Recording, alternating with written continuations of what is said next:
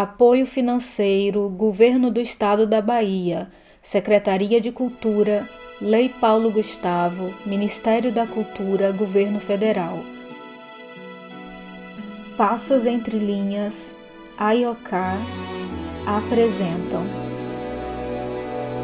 exterior, dia, imagens rápidas de deslocamento na cidade, trânsito na rua, pessoas, motos atravessam a ponte, bicicletas, feira livre. Somos feitas de ruas, rios e esquinas. Um mapa bordado revela as tessituras de memórias escritas em poeira, em vento, em marés. Somos corpo de palavras e cartografia de afetos. Entre o lugar onde nascemos e os caminhos que percorremos, carregamos cicatrizes, marcas, desejos e vozes que ecoam sobre o tempo. O território não é só chão, é também o que nos atravessa, semente que brota entre as pedras resistindo à secura. Escrever é lançar um fio ao desconhecido. E aqui, esse fio atravessa cidades, encontra outras mãos, descobre outros tempos. Cada carta enviada carrega um pedaço de terra, um cheiro, um sotaque. Cada carta recebida traz um mundo que não é nosso, mas que nos transforma.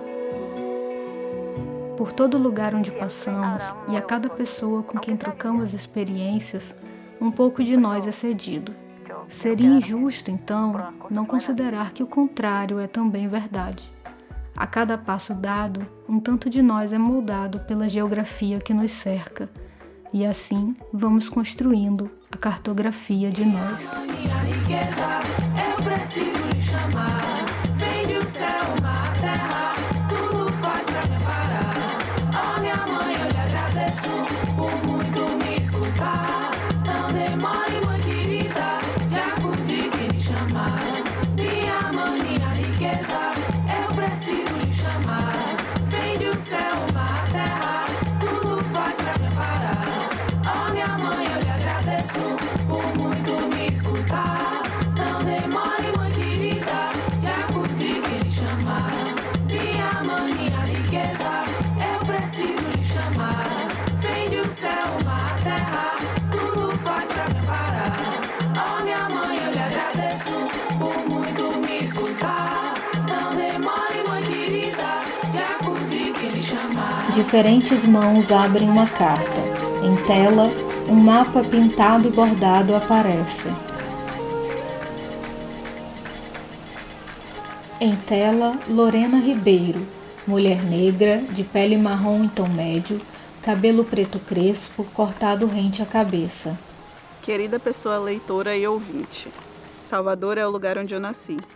O carnaval de rua, o mar, calor, suor, banho de mangueira na porta de casa, os sotaques, ladeiras, tudo isso e mais um tanto vai aparecer sempre em meus textos. Sou escritora, professora, produtora, moro em Lauro de Freitas atualmente, que é a região metropolitana de Salvador, mas eu sou nascida em Salvador.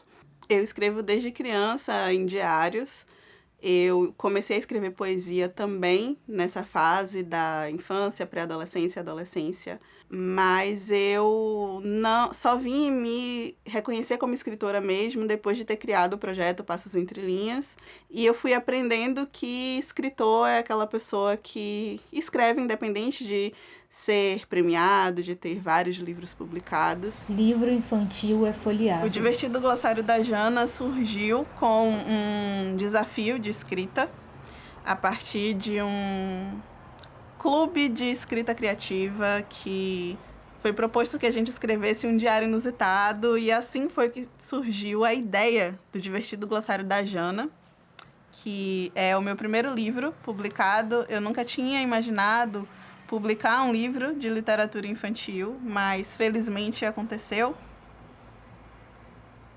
Já com o Amuleto foi um processo diferente, foi algo mais planejado, racionalizado, e eu escolhi escrever sobre a sensualidade, sobre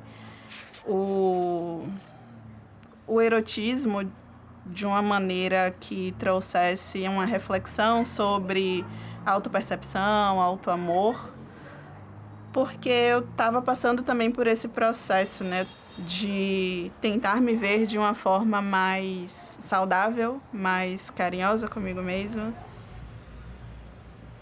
O Estações de Leitura, Acervo Literário e Escritoras Negras Baianas, foi lançado em 2021. É um projeto também do Passos Entre Linhas. E ele é um acervo que tem por objetivo documentar as diferentes escritoras negras que a gente tem, produzindo literatura diversa também na Bahia. Então, a gente tem no acervo literatura infantil, poesia, crônica, conto, livro artesanal, livro publicado independente.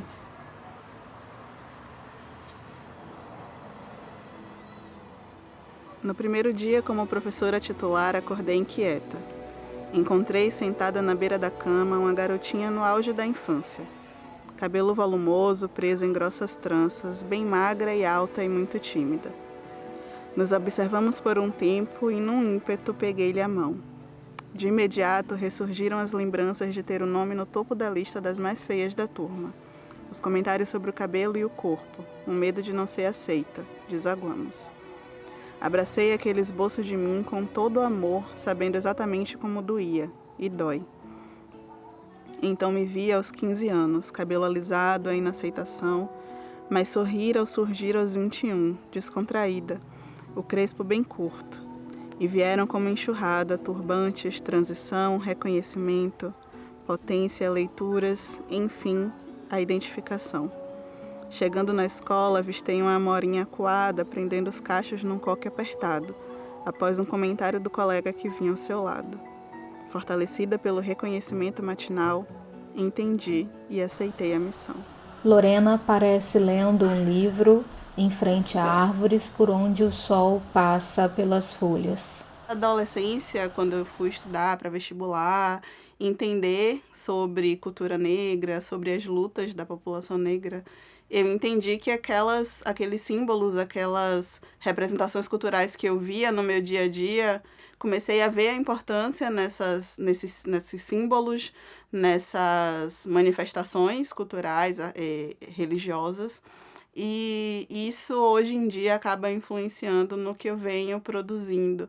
Passar numa feira, passar na rua e ver feirantes, ver as cores das frutas, das cores de tons de pele também. No Pelourinho, por exemplo, tem aquelas cores das casas que são muito características.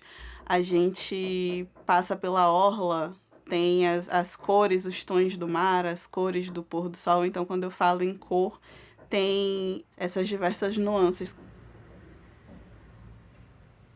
Quando eu entendo que minha trajetória, meu contato com as artes, com a literatura, iniciou com a influência das minhas tias, minha mãe e minha avó, eu não, de forma alguma, eu diria que a ancestralidade não influencia na minha produção artística, porque elas foram as que me incentivaram de início a ter contato com a leitura, posso dizer também com a escrita. Até hoje elas me incentivam muito nos projetos que eu faço. Então, pensar em ancestralidade, pensar na minha produção artística e esse contato com o ancestral vai além do pensar nas ancestrais que vieram do continente africano, pensar mais próximo, assim, nas mulheres da minha família também. E nessas autoras que convivem junto comigo, que são mais velhas, que têm outras experiências também e acabam me influenciando.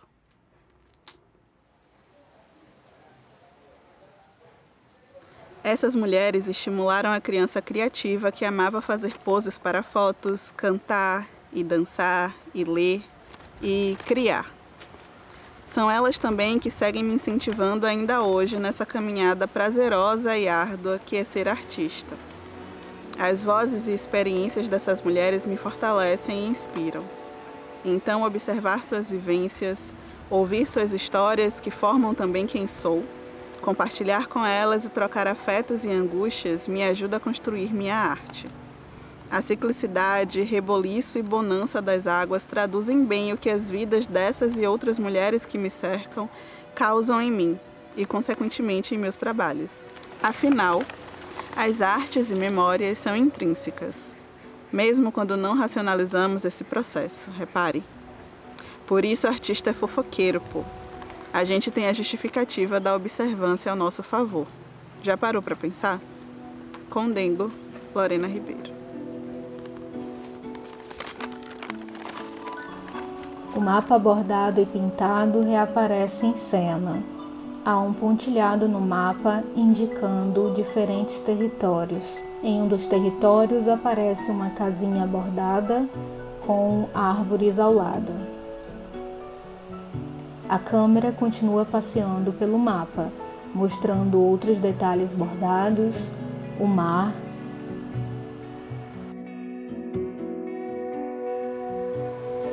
O medo me sequestra, mas sinto que uma parte não se rende, luta, contesta e berra. Sinto que chegou a hora de agir, enfrentar de frente, me salvar de mim. Em tela, Tainá Sena. Sou alma inquieta, sou psicóloga, escritora, sou muitas em uma. E quando eu falo que sou alma inquieta é no todo, é externo e interno. No externo eu não paro quieta mesmo, é sempre fazendo alguma atividade, é sempre pensando em coisas que eu quero experimentar na vida. Sou sedenta por vida, sou sedenta por movimentos e internamente também é a mesma coisa. Eu costumo falar que Itamaraju foi a minha mãe de barriga, né, me gestou. Mas Salvador foi a minha mãe adotiva e me formou também. A Taina de hoje também tem um dedo, assim, maravilhoso de Salvador. Acho que eu não seria quem eu sou hoje se não fosse Salvador. Eu tinha que vir pra cá. Por ser um interior do extremo sul da Bahia, longe de grandes eventos literários e do mundo editorial, aqui se encontram muitos escritores que sequer sabem que são escritores.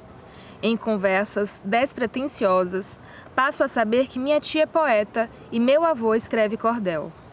Eu acho que foi de um modo espontâneo, inicialmente, porque eu sempre fui muito criativa, então eu inventava histórias. Então, começa a partir daí, mas a minha escrita, ela começa a partir de uma dor, de um luto. Foi quando uma tia faleceu, acho que eu tinha uns 12 anos na época. Como a gente crescia, né, naquela época, ouvindo não chora, não precisa ficar triste, eu também dizia isso pra mim. Só que estava me sufocando, então a forma que eu encontrei foi com um caderninho onde eu escrevia textos para minha tia, textos para Deus, alguns poemas falando sobre dor. Eu acho que talvez a poesia me escolheu, ela simplesmente saiu. Eu lembro que quando eu percebi que era poesia, foi um psicólogo, eu estava na faculdade, e ele me disse, seus textos são poéticos. Quando ele me soltou essa dos textos poéticos, eu fiz, talvez eu queira ser poeta. Descubro que tem pessoas com livros na gaveta que sequer sabem como dar o próximo passo agora. Em Itamaraju, tem mais escritores do que se imagina. Por estarmos rodeados por natureza, o sagrado nos convoca a adentrarmos em nosso sentir e assim escrevemos. Então, a ancestralidade, a gente pode dizer que a ancestralidade carrega muito protagonismo no que você escreve. Muito. É ela que me guia, é ela que faz com que eu sinta qual é o caminho, quais palavras usarem. É o propósito de escrever. A primeira publicação foi uma coletânea de poemas com outras mulheres, com outras poetas. Foi um e-book. Depois, também participei de uma outra coletânea com outras... Aí foi com outros poetas, tinha homens também. E esse foi um livro publicado. E sozinha, A Trindade que Habita em Mim. Eu acho que um outro, não sei se marco é uma palavra muito forte, mas um outro momento que eu acho que é bacana a gente conversar também é sobre sua participação no acervo móvel de autoras negras baianas. Seu nome está aqui, justamente com A Trindade que Habita em Mim.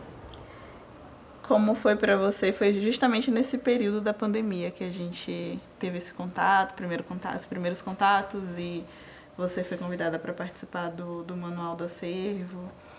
Como é que você enxerga a literatura aqui na Bahia para as autoras negras, assim? Para autoras negras tudo é brigado, né?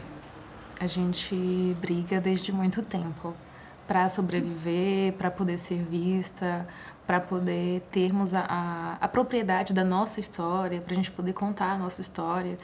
Então, sim, tem portas fechadas para a gente.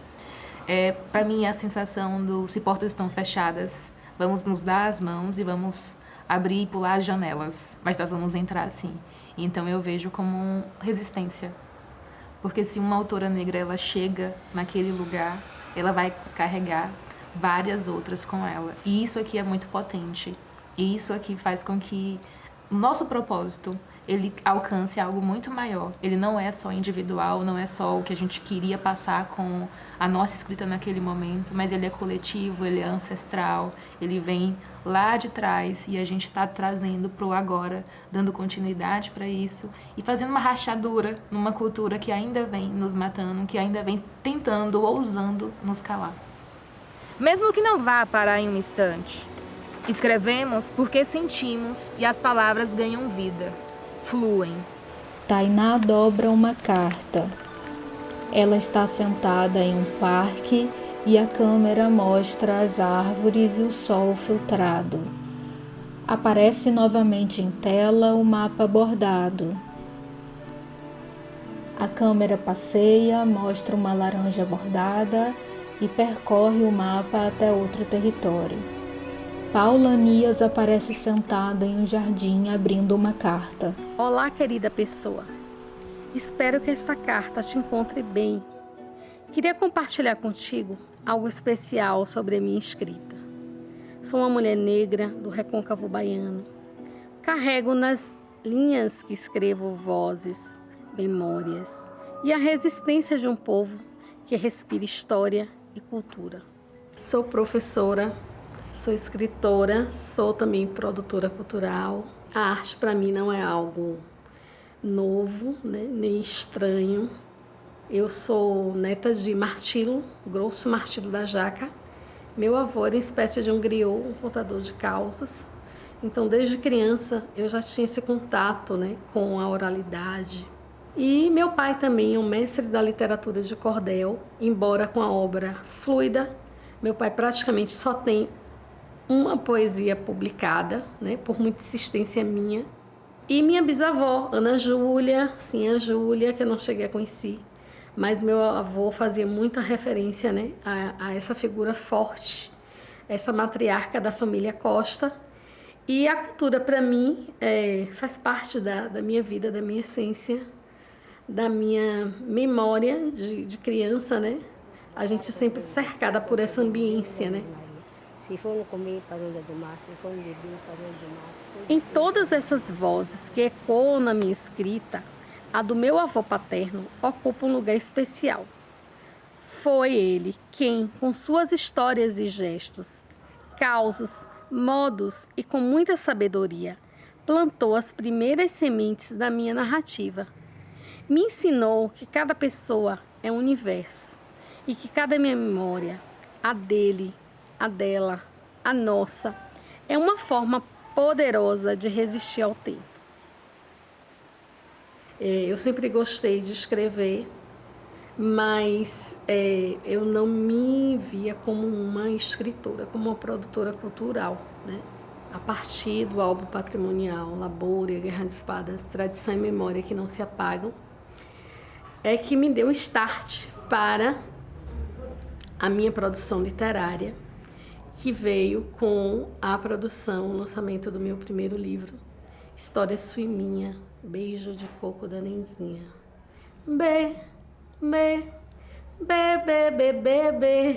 Beijo de coco. Beijo de coco é tradição, na terra que nasci. Hoje eu faço pra você, do jeitinho que aprendi. Beijo de coco é um alimento natural. Pode comer mais de um, que não vai te fazer mal. Meu processo criativo acontece a partir do meu olhar, a partir das pessoas comuns da minha cidade, da zona rural, Paula, além do Beijo de Coco, você tem muitas publicações, Sim, né? sim. Qual o sentimento que você mais quer instigar, assim, nas pessoas? Acredito muito na força desse livro, como outras obras, né? Nessa potência que traz muito, né? Do poder, da força das mulheres da nossa Bahia, do nosso recôncavo, principalmente as mulheres negras. Quantos jovens escritores a gente tem aí, né? Que sonhem que nada é impossível e que, como esse aqui, né? Fala sobre a semente crioula da banana. Vamos semear sementes literárias, né? Que eu acredito muito na força da educação, da escola pública. Eu sou resultado da escola pública e que esses livros, né, que a gente vem publicando aí de forma independente, né, sejam observados com um olhar mais cuidadoso pelo poder público, principalmente. Que a gente possa circular em feiras literárias, em eventos, em bienais, não apenas na Bahia, no Brasil, no exterior, né? Que as pessoas, de fato, percebam que esse processo é uma caminhada longa, difícil, mas que não é impossível, né? Que a gente sempre sonhe, que a gente acredite nos nossos sonhos, que tenhamos determinação e que essa produção literária na Bahia seja cada vez mais forte. É como se, ao escrever, levasse comigo cada rosto que vi e cada canto que andei e cada relato que ouvi. A minha escrita é, portanto, um encontro entre o que vivi, o que meu avô me contou e o que o recôncavo em meu povo e sua alma tão rica e forte constitui e continuará sempre a me inspirar. Com carinho, Paula Anias. O mapa bordado aparece novamente. Agora visualizamos uma ilha bordada com linhas azuis. A frase "escrevo com as águas" está bordado na ilha. Em tela aparece a escritora Camila Carmo. Nasci e cresci na cidade de Salvador, na Bahia. E nesse território, dei os primeiros passos formativos junto à manhã. Mulher preta, gorda, pobre, que me ensinou muito sobre existir em um mundo de brancos, feito para brancos. Com manhã aprendi a não deixar ninguém falar alto comigo e a elaborar a palavra para argumentar sobre os meus direitos. Talvez desde esse instante eu já viesse aprendendo a dizer palavras de água, a fim de entender sobre suavidades e durezas dos caminhos. Mãe me entregou a vida e com isso pude fazer tudo acontecer. Ultrapassei limites, revi acordos, percorri os labirintos do meu pensamento e o descobri de vínculo múltiplo e heterogêneo, para fundamentar debates sobre meu corpo e meus desejos. Todo lugar que eu corri, andei e caminhei compõe quem eu sou hoje, profissionalmente, politicamente, afetivamente.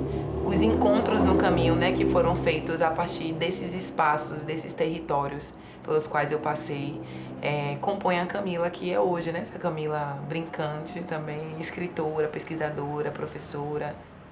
Meu livro, ele começa a ser escrito por conta de uma saudade de Amargosa.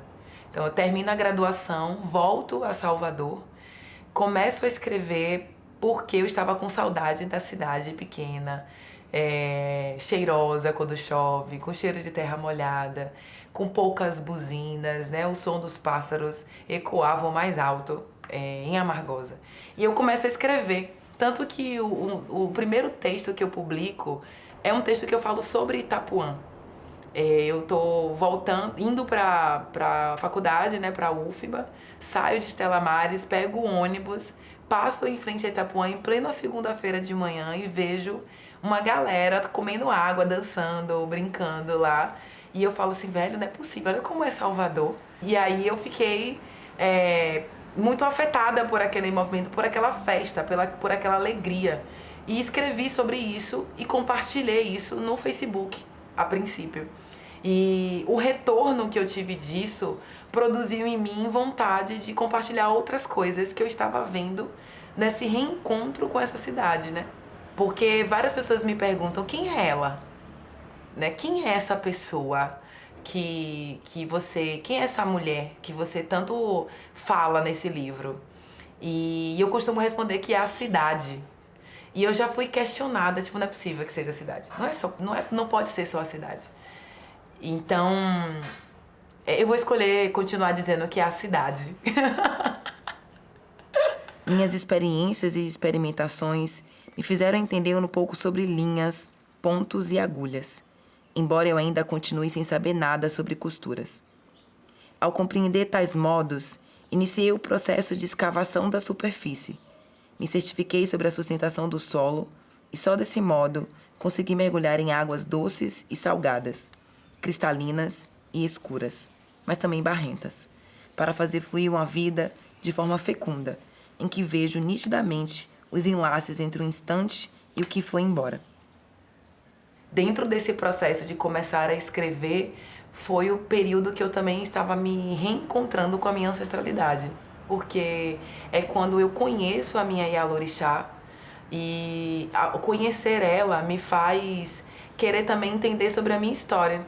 É também um reencontro com as minhas avós, com a minha ancestralidade, com essa memória da minha família. Diante dessa enxurrada, perguntei-me sobre o motivo de escrever sobre a textura aquosa das palavras. Justo eu, tantas vezes terra, ferro, fogo e folha. Assim me vi rasgada para fora de mim. E conectada ao mundo, me vi em expansão, deslizando de um lado a outro, brincante e dançante, para fazer jorrar palavras, na tentativa sempre de não reduzi-las ao fazer como ou parecer com, porque não se trata de imitação ou semelhança, e sim de passagens que criam uma escrita acoplada a uma máquina de expressão que não recai em binarismos a desafiar a multiplicidade que fabrica a vida. Sendo assim, estamos frente a um corpo que escreve e dança. Nessa minha característica mais interiorana, eu me mudo para a ilha de Itaparica, também muito impulsionada pelo silêncio que eu precisava para produzir. Era sobre escrever sobre política acadêmica, né? Era sobre escrever sobre afetividades, era sobre escrever sobre um conceito que eu estava ali propondo, que eu estou propondo, né? Que se chama riografias, né? Era como que essa textura aquosa da palavra se constitui. Então, esse livro, Minha Vida em Salvador, ele é o começo disso. Ele é o que me impulsiona a falar sobre a textura aquosa da palavra, né? E comecei a trazer isso para a minha escrita acadêmica, mas fui identificando que isso também estava presente na minha escrita literária. Então a água também é um operador presente na minha escrita poética, né? Então é mais nesse sentido mesmo, né? É como que a água auxilia no movimento dessa escrita, né? Nas suas ondas, nos movimentos de vai e vem, na sua textura barrosa, né? Das enchentes, e não só no seu movimento límpido e transparente. Então tem a ver com essa relação, assim, né? De pensar isso conceitualmente e criticamente. Mas se eu pudesse elaborar algo agora, eu diria que eu gostaria que as pessoas pudessem se afetar e ser afetado e fluir com essas escritas. Nessa roda, elaborada por atos de escrever e dançar, me permito dizer que os riscados e traçados que compõem as geografias também se constituem em afrografias, mas desta vez em uma gramática rítmica que se faz em movimentos de ondas e quedas d'água, que, apesar de não coreografadas, articulam-se em variadas direções organizadas. Sim, eu escrevo com as águas. A câmera sai de Camila Carmo e passeia pelas árvores. Novamente vemos o mapa, a ilha e um território bordado que representa Feira de Santana. Maria Dolores Rodrigues aparece em pé no pátio da Biblioteca Central dos Barris, olhando para uma árvore. Para os seres que leem, insetos, pedras, papéis, direção do vento, temperatura da água e etc. A origem não existe. A pessoa negra peregrina no mundo em busca de si mesma.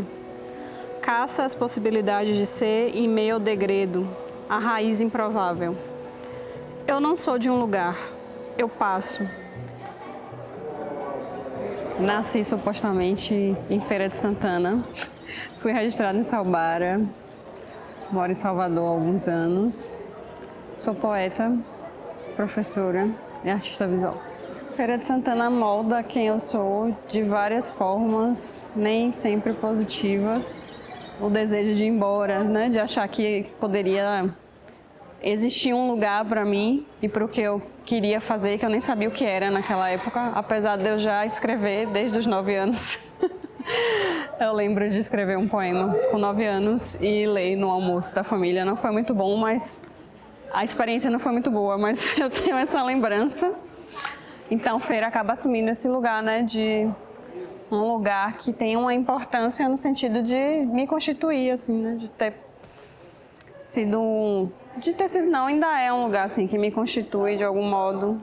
Mas eu não diria que é um lugar central, apesar dos meus livros, de 3 livros que eu lancei, 2 são sobre, tem alguma coisa a ver com Feira de Santana, com o mercado de arte, né, com a história da minha mãe, que tem muita relação, assim, com a história de Feira também. Talvez se eu morasse desde sempre em Salvador ou em uma outra capital, eu não sentisse a necessidade de fazer esse trânsito, né, de fazer esses trânsitos que eu fiz. Então, esses trânsitos também só foram possíveis porque eu saio de Feira, né? Porque Feira é um lugar que nos convida a sair, de algum modo, assim. Então, eu acho que talvez o movimento seja uma coisa central, assim, no que eu faço, né? A necessidade de me mexer, de mudar, de me rotacionar, de pensar os lugares desse espaço de trânsito. Eu passei por Feira de Santana, passei por suas ruas estreitas, pelo calçadão da Salles Barbosa, pelos bancos de sua universidade, pelo Teatro Amélia Amorim.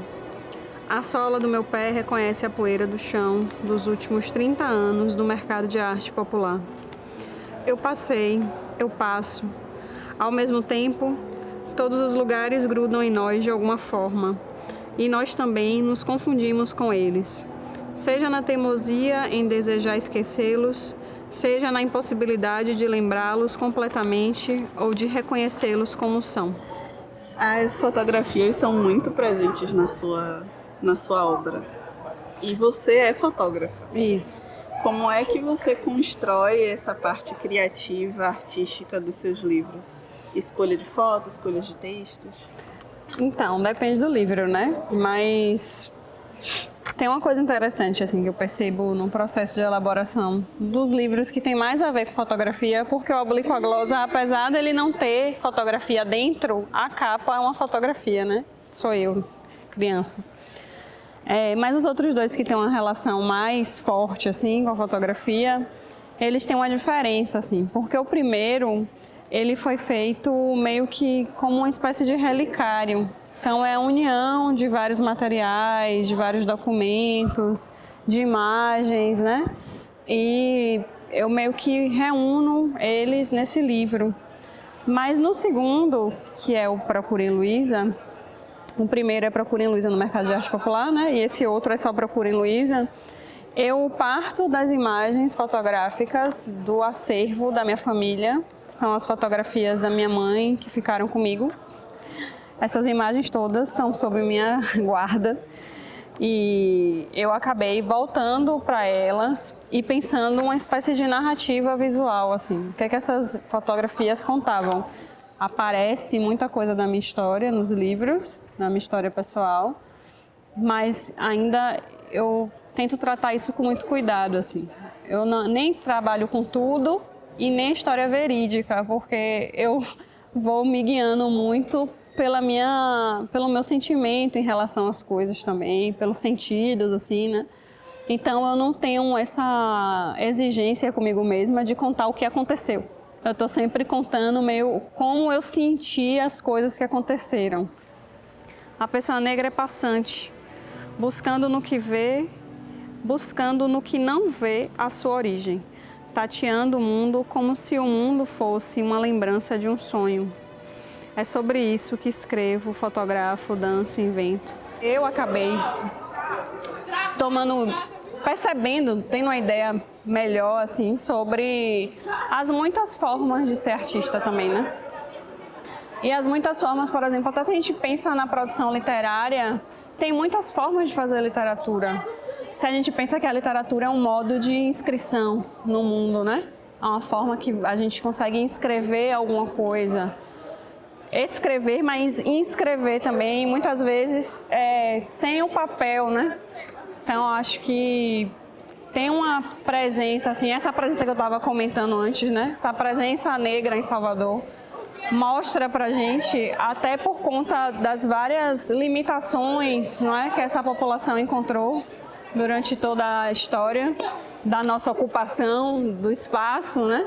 Essas limitações foram mostrando que existiam outras possibilidades de escritura, né? De se inscrever, né? De se colocar na cena do mundo, né? De se contar a história, de se narrar, de se produzir poesia, né?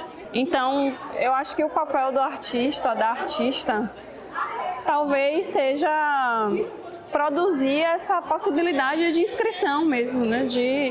Essa possibilidade de estender o mundo, de estender os significados, né, de estender as possibilidades. Isso acaba possibilitando para a gente essa dimensão, né, da importância da arte nesse lugar, e não dessa arte que está em museu, em galeria, né, mas de uma arte mais possível assim, no tecido da vida, né, como as maneiras que as pessoas escolhem viver, as maneiras que as pessoas escolhem se colocar no mundo.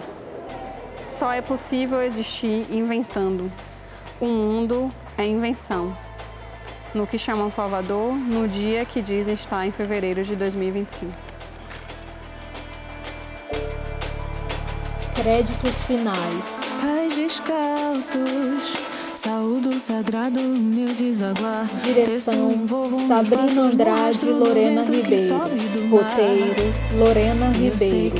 Produção executiva: Rafael Rocha. Direção de fotografia: Sabrina Andrade. Montagem e edição: Wendel Medina e Sabrina Andrade. Trilha sonora: Osana Almeida e Marcelo Santana. Agradecimentos: Camila Carmo, Maria Dolores Rodrigues, Paula Anias, Tainá Sena.